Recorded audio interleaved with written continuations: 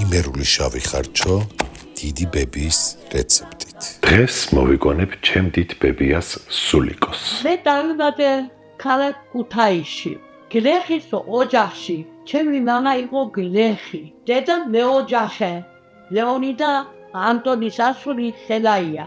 თან ამავე დროს იყო ჩემი დედა ამოსი ხელაიას ძმისშვილი, რომელიც იყო საქართველოს პატრიარქი.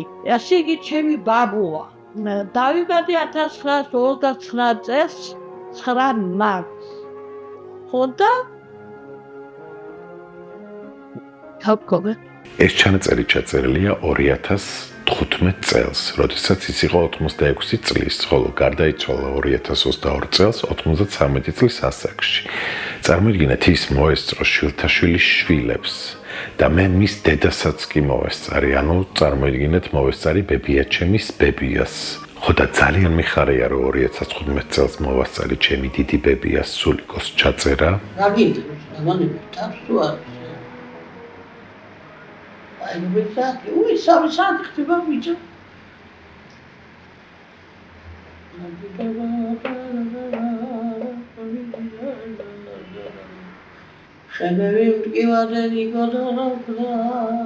ბებიაჩემის სულიკო მთელი ცხოვრება მუშაობდა ქუთაისის სამშობიარო სახლში ბებიაქალად და მაშინ სულ იყო 2 სამშობიარო სახლი ქუთაისში და წარმოიდგინეთ, რამდენი ახალშობილი ყავს მიღებული მას.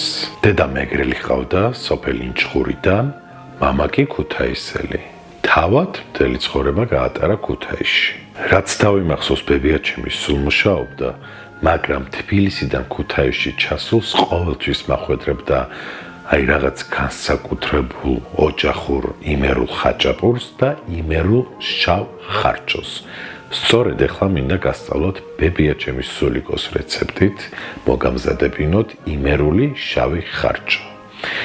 მართალია, ხარჩო ზოგადად მოდის სამეგრელოდან, მაგრამ ამ შავ ხარჩოს მხოლოდ იმერეთში ამზადებენ. შავ ხარჩოს იმიტომ ეძახიან, რომ კვაწარახით ან ყლაპით მზადდება.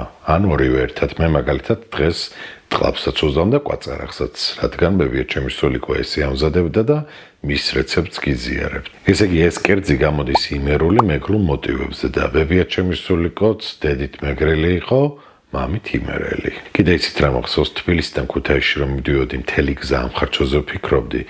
ბუნებრივია, ხომსაც მომოზადებდა ხოლმე ბებიაჩემი ამ ხარჩოს და რო ჩავიდოდი, ვიდრე სუფრას გააწყობდნენ და შავ ხარჩოს გააცხელებდნენ, მაცივრიდან ესე ბარკალს მოვიპარავდი, ნიგვზიან ბარკალს ხარჩოდან და გარეთ ეზოში ჩუმად ვჭამდი. ჩუმად რატო ვჭამდი, არ ვიცი, მაგრამ აი რაღაცა სხვა გემოქონდა ქვაბიდან მოპარული სჭამას. სულიკოს ძალიან უყვარდა სიმღერა, სხვა შორის სამხმაში შეეძლო სიმღერა და მე სამივე ხმას ვიწერდი და მე ერთმანეთს ვადებდი ამ ხმებს. ასევე მას ძალიან უყვარდა თავისი ახალგაზრდობიდან რაღაც ისტორიების მოყოლა.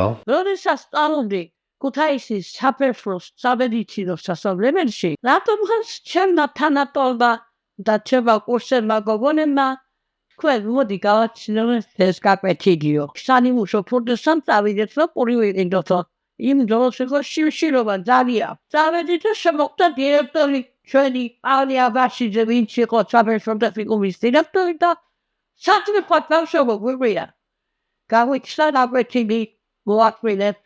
აბა ჩვენ დამუზიტუდა მივედი და რაღაცა მიმდინარეობდა შეფხანა გაკვეთილზე და ვაი შემდგეთ და ვაყენა დანარამ შობერი შობერისა მომეთქვა კი აბა ბოლდაზე სახში და ამიტომ ვაჩიე ვიღაცა გავლენი ქარი ლავაზი ქარი ძალიან კარგი ხოლმე ქუჩაში დავხდი და დეიდა მე ვთხარ ეხოცები ასე დირექტორმა გაულავდა და შემკები კიშირო შემიყვანა სკოლაში და შემოყვაიქ საფერფლოს სკოლაში და მივუანა დირექტორთან.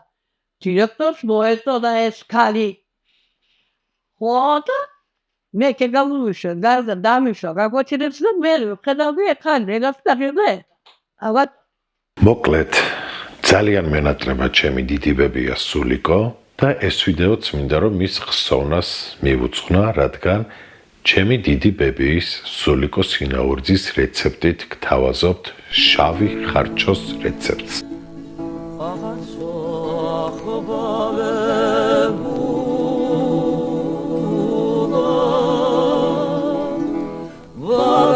სოფლის კათამი კილო და 800, ნიგოზი 600 გრამი, ხახვი 3 თავი, ნიორი 4 კბილი, ქინძი გემოვნებით, უცხოსუნელი, ყვითელი ყვავილი, ხმელი ქინძი და წითელი წიწაკა 1 ჩაის კოვზი, ტყლაპი და კვაწარხი გემოვნებით, სიმინდის ფქვილი 1 სუფრის კოვზი. ვიდრე უშუალოდ რეცეპტზე გადავალთ, ძალიან გთხოვთ არ დაგავიწყდეთ YouTube-ზე ჩემი გამოწერა. სოფლის კათამი დავფაროთ წყლით და შემოვდგათ ცეცხლზე. დაველოდოთ, რომ წამოდუხდება პირველი ნახარში წყალი გამოვცვალოთ და თავიდან შემოვდგათ ცეცხლზე. მეორე დადუღების შემდეგ მოვხადოთ ქაფი. გავნაგრძოთ ხარშო საშუალო ცეცხლზე. ამავდროულად დავიწყოთ ხახვის სრულად დაჭრა, მე ღერღილიც გავრეცხე და ცოტა ღომით შემოვდგი ცეცხლზე. გადავიდეთ ხახვის მოთუშვაზე, ამოვიღოთ ქათმის ცხიმი ბულიონიდან და თავისივე ცხიმში მოვთუშოთ ხახვი დაბალ ცეცხლს. ამის შემდეგ გავატაროთ ნიგოზი, ქათამიც მოიხარშა ამასობაში და გადმოვიღოთ, დავამარილოთ და გავაგილოთ, ნახეთ როგორი სოფლის კათამია. ხახვმა მიიღო ოქროსფერი, მაგრამ გავნაგრძოთ მოთუშვა, ნიორს მარილი მოვაყაროთ და ფილდაქვაში დავნაყოთ, ხო იცით საერთოდ სხვა გემო აქვს. ხახვი უკვე განმოვდგათ, გავაგრილოთ, ნიგოს დავამატოთ სუნელები, დანაყილი ნიორი და შეგრილებული მოთუშული ხახვი. კარგად გადავზილოთ და ცხიმი გამოვადინოთ ნიგოს. მე ჩვენთვის ვამზადებ, ამიტომ ხელთათმანით არ ვაკეთებ.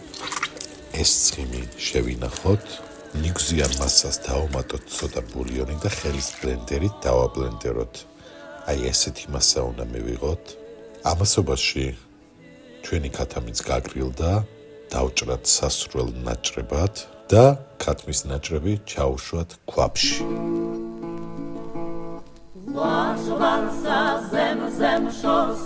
დავუმატოთ ნიგზის მასა, ბულიონით გავათხელოთ, კარგად ამოურიოთ და ვათუხთუხოთ.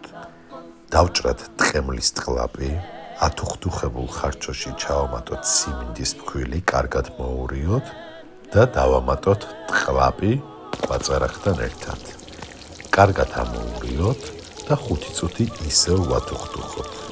ხარჩოს მზად არის, ხომიც მომზადდა, ჩავდოთ უგემრიელესი შებოლილი სულგუნი, ხარჩოც გადმოვიღოთ, მოვასხათ ნიგზის ცხიმი, მოვაყაროთ ქინძი და მივირთვათ ხომთან ერთად.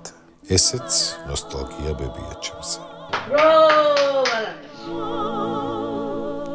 შენი ხავერ გულობავ, შენი ხავერ გულობავ, ჩვენ